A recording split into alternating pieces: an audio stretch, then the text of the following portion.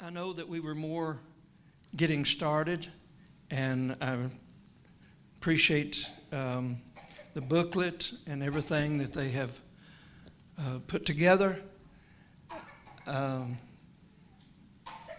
burden that they have, seeing so many people at this time, and it's a very precious time of spiritual hunger. And they say there's a lot of people that they've noticed, not just, in our group or church, but just people asking why fast. So I appreciate the booklet very, very much. And it's actually, if you haven't seen it yet, you'll get a chance to look at it if you would. But it's more of a beginner's resource, why fast. And I want to cover in this. It's based on the teaching we did quite a while back, and it gives a link so that they can hear that entire teaching. And so we're going to go on with a little more and try to get from today onward, especially maybe the next one or next two, if we could possibly. I'm looking at, we could make it in 3, but I'm looking at about 4 different teaching sessions. And one thing I want is not just an understanding or knowledge or helps, but an inspiration. That something would come out of these teachings, and there again, we could give, it's hard on me to give this part of it, but examples of God moving in our lives, bringing special healings, miracles, and deliverance, because of times spent with Him in depth of fasting and prayer. And if I get into, I would love to, because I know when other ministers, either I knew and they shared with me their experiences of God manifesting, deliverance and all through them, through their ministries, or by me reading some of the great men and women of God of deliverance and so forth, and noting that it was, and I'm not going to say directly because of fasting, because I don't want anyone to ever get the feeling, because this is a great temptation, that people begin to get the feeling, I've got it in my notes for later, get the feeling of they've arrived by their merits of deeds, such as, I fasted, so man, I can do it, I can ask, I can this, I can that. And it should never get in that point and place. I want to say, because this is being recorded and so forth, and being at some time or maybe live. I don't know if they're doing it live today or if they're gonna, but if so, it's. I seen our president do this the other day. He's just who he is. Doesn't care, excuse this term, but who hair lips or what. But he was saying on Fox News, he said, well, because of everything and everybody and all this, we'll have to have some kind of disclaimer because they would be wanting to sue me or sue y'all. But because of the times that we are in, we do try to be wise and so forth. So I am making this statement. I just felt whether I needed to or not. But, I'm not giving forth any medical or health advice from that viewpoint or from the professional medical. I don't claim anything like that, anything at all. I'm not giving forth any, even physical wellness, try to, directions or instructions or things of that nature. Mine is basically sharing with you some spiritual guidance, some helps. I'm calling them helps more than anything, based on what I've experienced and learned from God personally.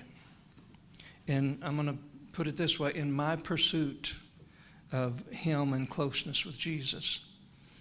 And so I hope it really helps. And I believe that these helps will greatly benefit anyone that is hungry for more of Jesus. That's just as simple and plain as I feel that I can put it. And I really believe that it will help them reach their next level of relationship with him.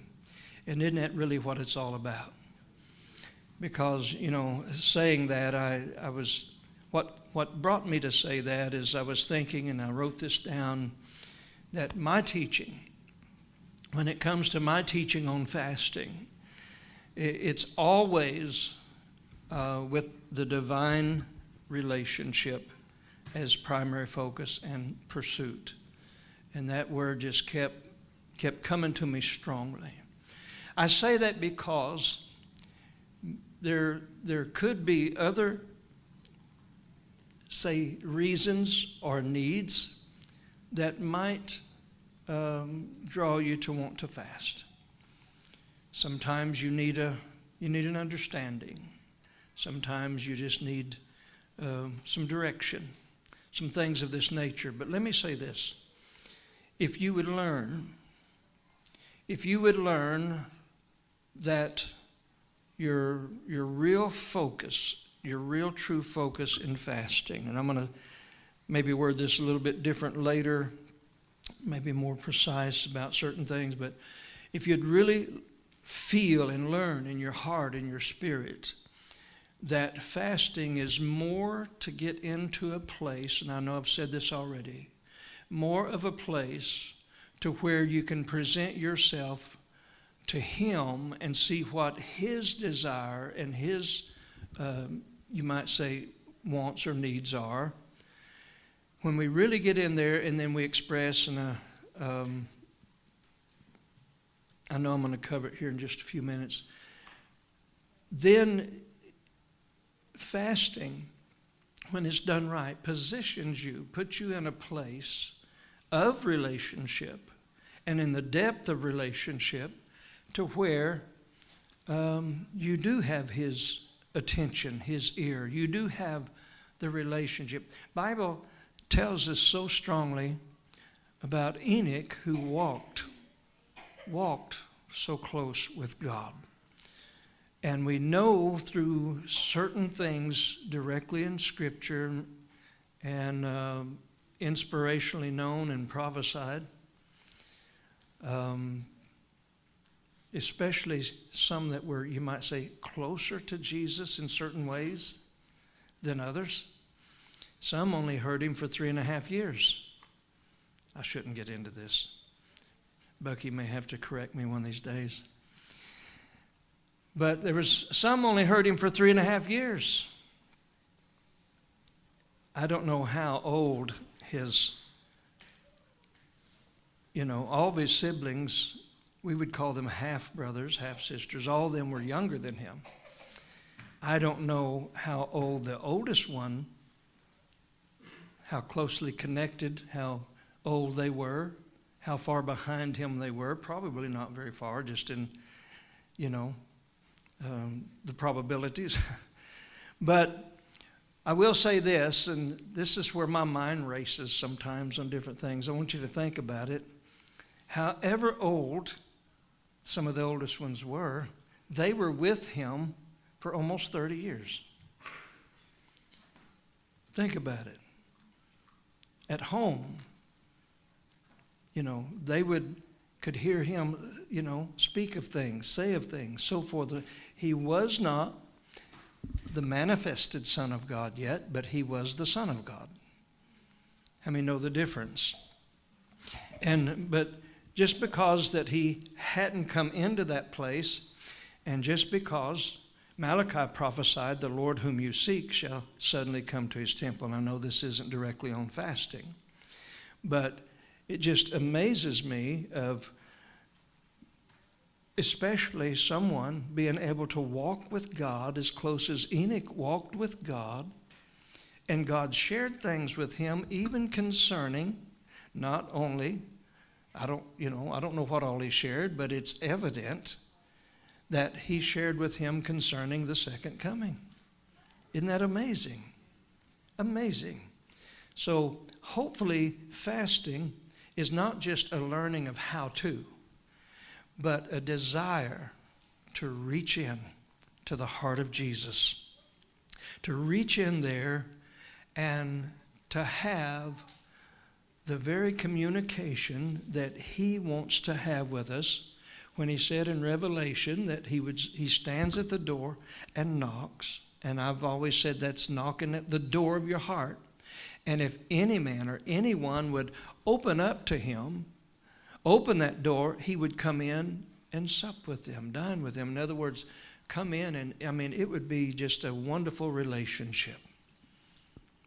So could you imagine, those such as Jude that was with him for many years, whether they believed on him right away or not, him being that close. But just think about all that knowledge and word and hunger, because he already at 12 years old was in relationship.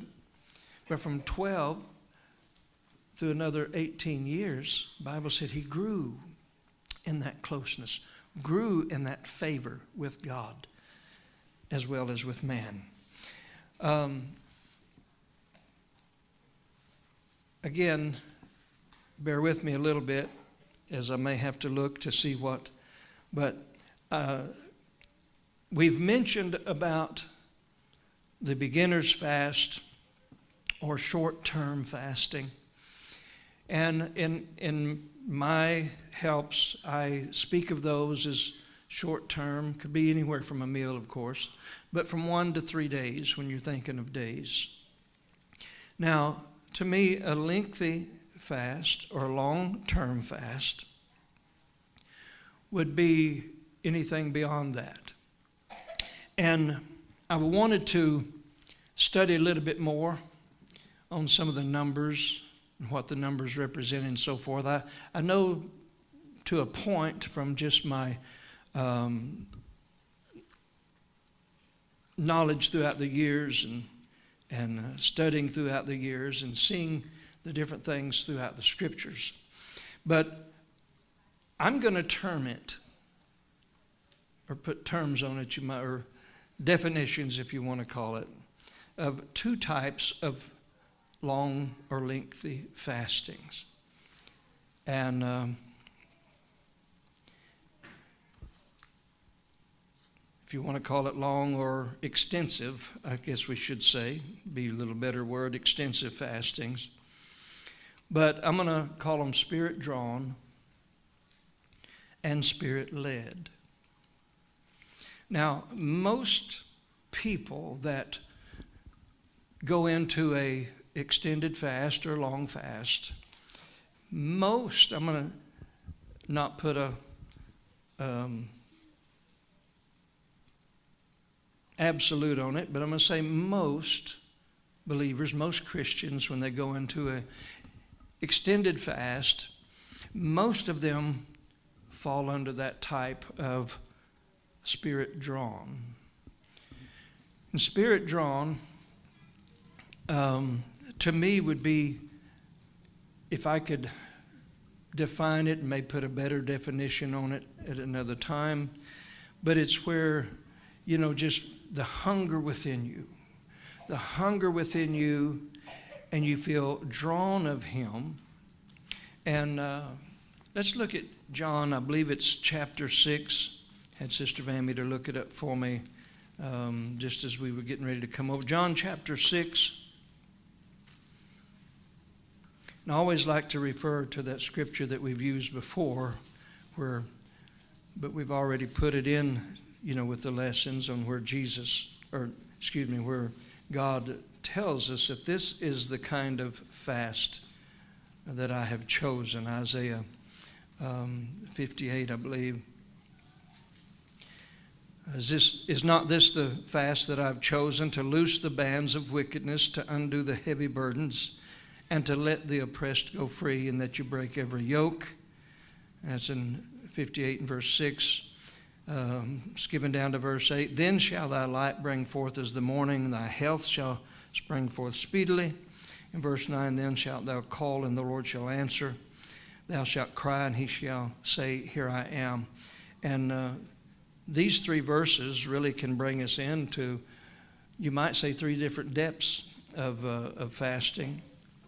John 6 and verse 44, no man can come to me except the Father which hath sent me draw him, and I will raise him up at the last day. Now, he's speaking about, even the inner spirit and being drawn to Jesus. Well, as we begin to continue to pursue the Lord, and as I said, my teaching is always about fasting. It's always with the divine relationship in focus and as a pursuit. Everything else will fall into place with that relationship.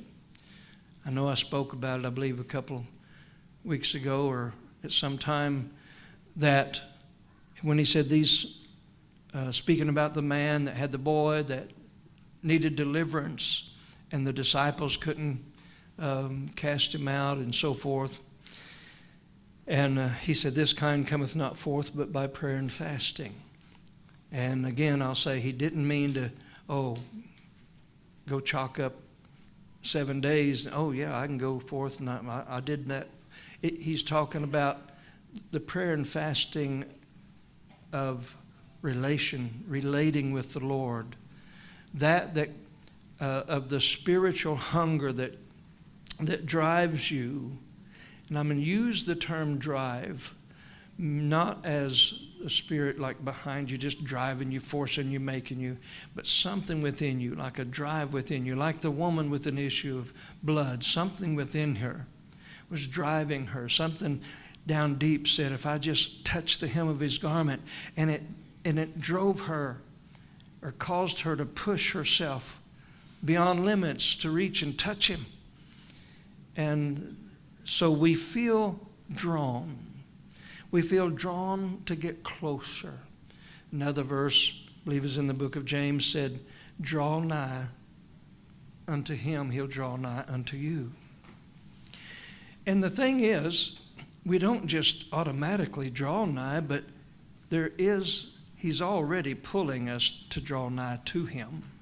So as we answer that drawing effect by fasting and praying, reaching out in that way. And again, we've talked about what fasting does and how it and a lot of the notes is good in this resource booklet. It's as we deny one hunger, we are feeding another. As we starve the flesh, of course, then we're feeding the spirit. I'm careful about going into this, but in Daniel chapter 10, the reason that I'm careful is I don't want to get into the visitation, the vision, but I want to give us an understanding of an example of the Spirit drawing. We have to also understand that in the Old Testament, they didn't have the Spirit living within. But Daniel chapter 10, I just want to use 2 verses here.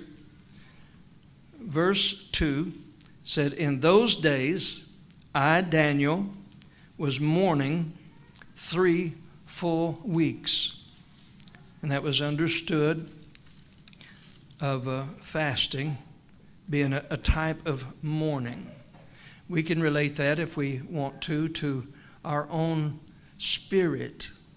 Whenever the flesh is in the control, then our spirit is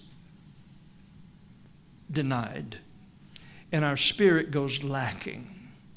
And so he began to put himself into a mourning because he needed to tap in to the spiritual realm of God and to hear from God.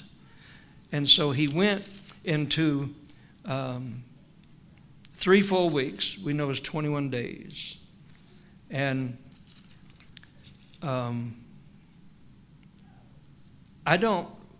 may not even cover what they call the Daniel's fast during this teaching, except with one exception. And we're not going to go into it right at this moment. But verse 3 describes an example of a long spirit-drawn partial fast. A partial fast. Because it describes what foods he abstained from. Fasting is still abstaining from foods. But he described what foods he abstained from. But I want us to go to verse 12. And this was through part of the visitation here. It said, "Then said he unto me, Fear not, Daniel, for from the first day that thou didst set thine heart." I like those 3 words. Set thine heart. Now to him he needed to understand, and he needed some word concerning the things that God needed to show him. But from the first day that thou didst set thine heart. You see, with a spirit-drawn fast, we will get in, the Lord willing, to the spirit-led fast later. All of the fasting is wonderful. With the spirit-drawn fast, I want to express a few things here in just a few moments that I think will be helpful to you.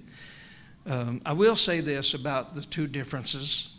A spirit-drawn fast still, within it, there is a little more of the flesh battle than there is in a spirit-led. A spirit-drawn fast, and we're going to express some things about the first 3 days in a few moments, and then we'll go on.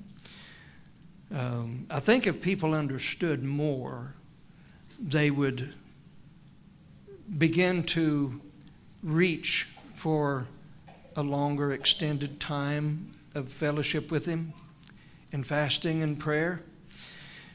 But it's hard sometimes whenever most believers never get past the first day or the second or the third, and without passing that 3rd day, all they ever think about and all they're ever going to know personally is how hard it is, how tough it is to go without food and so forth.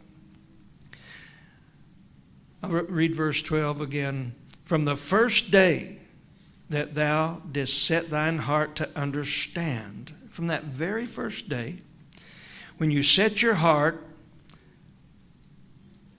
and to chasten yourself, you set your heart to understand and to chasten thyself before thy God, thy words were heard. Isn't that wonderful? I said, isn't that wonderful? Some people might use that as a negative thing. Wow, he didn't have to fast the other 20 days. But there's I believe, a special reason why he did. And I'll get into that in just a moment. Hopefully I won't forget. But he said, from the very first day that you set your heart to understand and to chasten thyself, from that very first day the answer was sent. Think about it. Have you ever even prayed, even without fasting or whatever, and you're thinking, I know God had to hear me, I'm releasing faith or whatever, and it's like, I ain't hearing from God.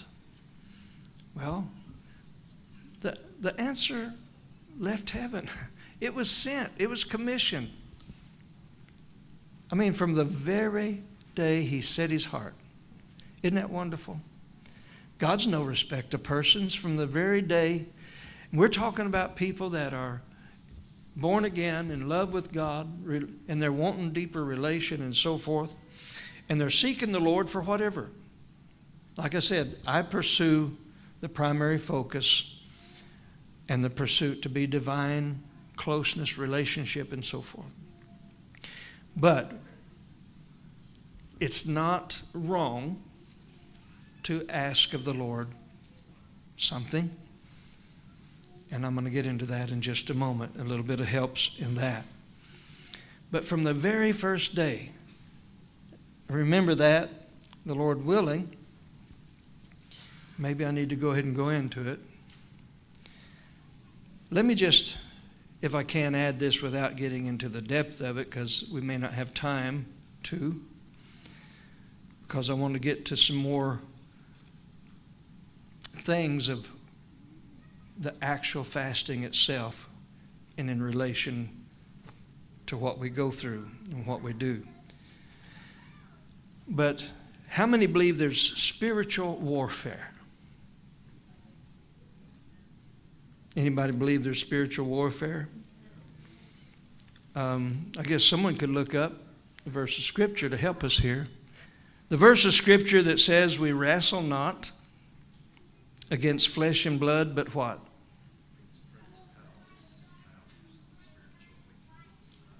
There we go. Where's that found?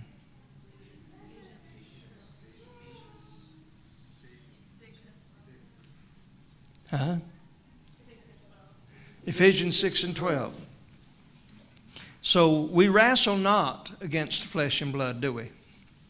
It's not a physical fighting with some other physical person or being or whatever, but we wrestle.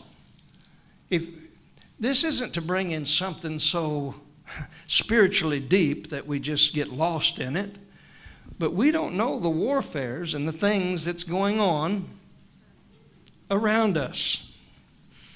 The very day, I said I wasn't wanting to get into this and then lose track of where I needed to be, but the very day that he set his heart to seek the Lord and chasten, I knew and felt what it meant, but I also, to get some confirmation, asked Brother Zachariah to help us look at that exact, the Bible speaks about chasten and, the sons of God, if he loves us, and the disciplines and so forth. So it does mean to discipline. When he set his heart to discipline, but the actual word here means to afflict or to oppress or to humble or to be afflicted. So to chasten, and there's some alternate meanings that may kind of soak into us a little better: to put down or to become low, to be afflicted, to be humbled, to weaken oneself.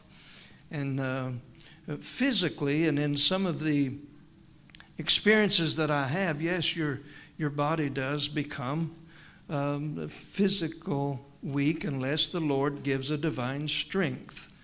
But some of the helps that I want to help throughout some of this teaching is to help us, because the Lord never intended for us to harm ourselves in any way. How many believe our bodies are His temples? Our bodies are His temples. And I was going to get the scripture for that, but y'all could look that up. And should be well cared for. How many believe that we need to take good care of God's temple? Our bodies is to be a present from us to Him. So it's not about hurting, harming the body like the ones that was serving false gods begin to cut themselves and all this so that their gods would hear them, and which dead gods can't hear anyway, but doesn't matter if you cut yourself or not. Our God doesn't want us to harm us ourselves, does He? But He does want us to bring our flesh, I'm going to use this term, under subjection to the Spirit. And if we bring it under subjection to the Spirit, we almost kind of could get a little taste of what heaven's going to be like. That's one of the powers of heaven, you see, to where the Spirit has the freedom and the body has to follow along, such as when Philip was translated. such as when Jesus, after his death, resurrection, then when they was in a room and the door's locked, he just come right through. I don't know if he come through the door or come through the wall, but however he come through, all of a sudden they thought it was just a ghost, was just a spirit, but it was him total. His flesh, the walls. You see, right now we can't walk through a wall. I've taught about that many times. We can't walk through a wall. If our spirit was outside of our body, walls would not even... It would be just like they were invisible. There's no substance that would stop them. But because that they are contained, that they live inside this body. And so we chasten our flesh. That's why Jesus spoke about anybody coming after me, deny yourself. There's other ways of denying ourselves, but deny yourself. Take up your cross. Follow me. Not just walk around, but follow me. How many believe that we follow his leadership? I want to hurry on with this, but I want to say this. The spiritual warfare. The spiritual warfare. Fasting empowers the heavenly host. Not going to be able to go into all the depths of how or what, but just fasting empowers the heavenly host. In Daniel, if you go back and read and study this, you'll find out that the angel that was sent unto him, he was withstood. There was, for 21 days, there was a battle going on. And then he said, I had the answer for you, but the prince of Persia, he withstood me. And then there was fightings with the, you might say, who's all, we're talking about these demonic, we would call them demonic spirits, fallen, just the angels of darkness, the powers of darkness. We may not believe or understand these things, but there is spiritual warfare going on. And even our battle, we don't fight a natural battle, but we fight a spiritual battle. How many believe that Daniel continuing to fast brought his answer? I'm going to kind of use a play on words. Fasting brings deliverance. In this case, fasting brought the deliverance of the answer. It was delivered. Just because it was sent. Daniel didn't get it. He didn't get it day one, the day it was sent.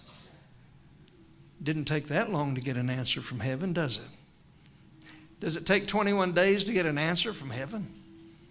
No, unless the devil's trying to keep it from you. But guess what?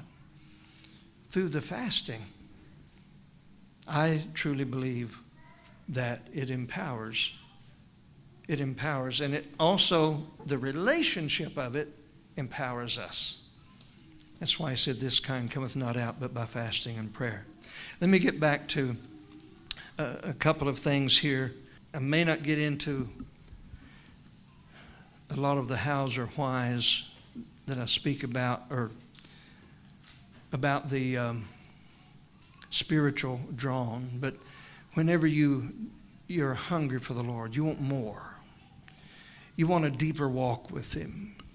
And and you learn concerning, and you've been taught about fasting, or you've had at least the experience of others experience, the testimonies. And so you're just something inside you draws you to want to enter into a place that only denying the flesh, pushing back the plate, showing that love, affection to the Lord. How many know God is spirit? And so you begin to feel so drawn that you want to enter in, and you set your mind. I'm gonna give maybe this secret or this help for me personally will help you. And it's more on the spirit-led fast, very possibly, but it will help even on the spirit-drawn fast. And that's where you begin to set your heart to seek the Lord. Now, I don't know back with Daniel if he just set it and set his mind, hey, I'm just going to do it for so many days, or if he set his mind to do it till he got an answer. I more feel like he set his heart to get the understanding and was going to continue till he got the understanding, or the Lord told him to eat or whatever. But when we feel drawn to do it, then we will begin to experience, especially we have to prepare ourselves, and I'll go into more depth with that, maybe in some writings or whatever, but we have to more of a lengthy time. Let's say you've got a number in mind. I don't like to put numbers, but years ago I did. Let's say you felt you wanted to go on a 7-day fast. You need to prepare longer than 1 day to do that. Now, I'm going to cover more of the spiritual and more of some of the things spiritually and emotionally and the thoughts that we should cover, and I'm going to try to do that within about 5 minutes here. But still, on the physical note, we need to prepare our bodies and not just go what they would call cold turkey, just shut off meals and go. We'll get into some of that with a spirit-led fast. A spirit-led fast where the Spirit just begins to take over. It's totally, totally a different area. But most will go into this type.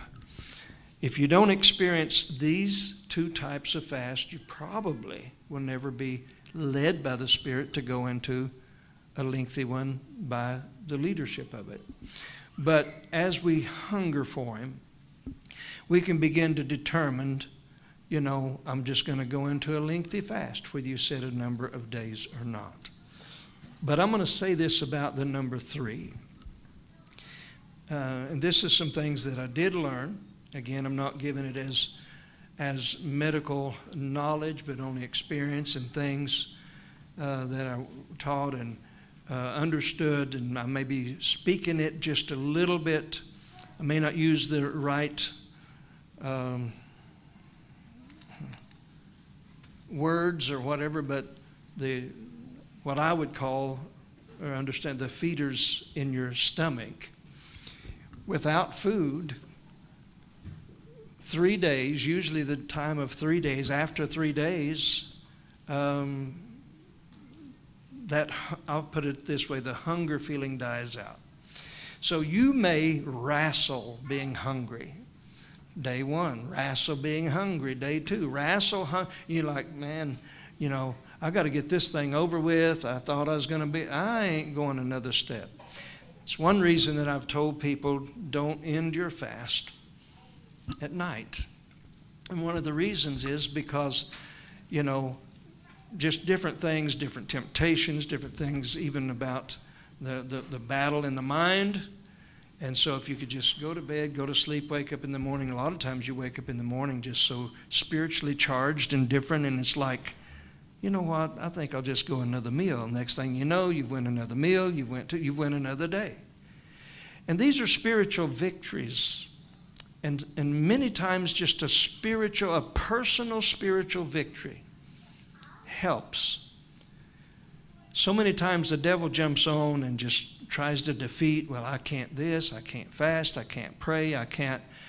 But we get a determination in our heart just to be near Him, just to be close to Him. And that begins to inspire us. So I'm going to say that physically, the battle becomes much easier after the 3rd day. Because after the 3rd day, you may still have you got to watch yourself, have some things about maybe, weaknesses, energies, levels, so forth like that. But we get into some teachings to help even with that, because there again, condemnation, and you need to have this in more than one place and more than one note. Condemnation has no place at all in fasting. Because whether it's a complete fast with nothing but water, or it's a partial fast with some liquids to sustain the electrolytes, different things in your body, or whether it's some people, a little juice now and then, or whatever. You just don't want to replace solid food with liquid and, you say, but that's fat. Well, you may be fasting from your good solid foods, but still, and if that's what you're doing and sacrificing, again, no condemnation. But if you want to really go on a self-denial fast, and the type of fast that will begin to shut down the physical desires and allow the spiritual desires to come forth, then you have to go on a little bit stronger denial than just changing it from solid to liquid. Does that make any sense? I want to give you some spiritual things just for a moment. And this happens, I'm going to say, in ministry and as a minister. While you may be strong in spiritual works or gifts during a fast, you usually are weaker and more vulnerable to the weights and the sin that doth so easily beset you. I've instructed people that went with us to India. Some said, well, I'm going to fast while I'm in India. I said, don't fast while you're there. Fast before you go. Because you don't need to be in a weak and a vulnerable place with all the open and all the different temptations. Because, I hate to put it this way, I don't mean to be ugly about it, but people get to fasting and, they're not in it very long to us. Man, I'm this spiritual powerhouse. I'm all that, And I know I'm being a little bit harsh in that way, but it's not about that. You actually, Bible says put no confidence in the flesh, but you actually are, I'm going to say it again, more vulnerable physically because of the weakness there. And so we're not getting into the spirit-led fast just now, but when you begin to look at the scriptures concerning Jesus being led by the Spirit, oh wow, led to go fast. If you really looked at it and read it, he was led by the Spirit to be tempted, to go into the wilderness and to be tempted and so forth. So temptation will come. So you've got to be prepared. You've got to be ready. And it's a humbling experience, and it is supposed to be a humbling experience. How many believe that? How many believe it's a humbling experience? I'm going to tell you something real quickly. I kept hoping I'd have enough time to ask some questions, but I keep saying that my teaching is to really focus on divine relationship, and it's the pursuit of that. But I want to say this. If there are things that you feel the need, or you really have a need to ask Him for, just in regular prayer, you can ask Him. How many ask Him for things just in regular prayer? So it's not like you just ask, but we're not to go into a fast in my feelings and my relation with the Lord just so we can get something, just so we can ask Him for something. But let me state this. If there are things that you feel the need to ask Him for, and it's, in concerning the fast, try not to ask until after the third day. This is just some helps. Try not to ask until after the third day. Refrain from asking. And then continue to wait, if you can, until you feel like you've entered His chambers and you've presented to Him your love for Him and presented to Him your desire to satisfy His will, His calling, in other words, His calling on you and what whatever He's asking of you. And if you're on, and we're talking about now lengthy fast, regardless whether it's Spirit drawn or Spirit led.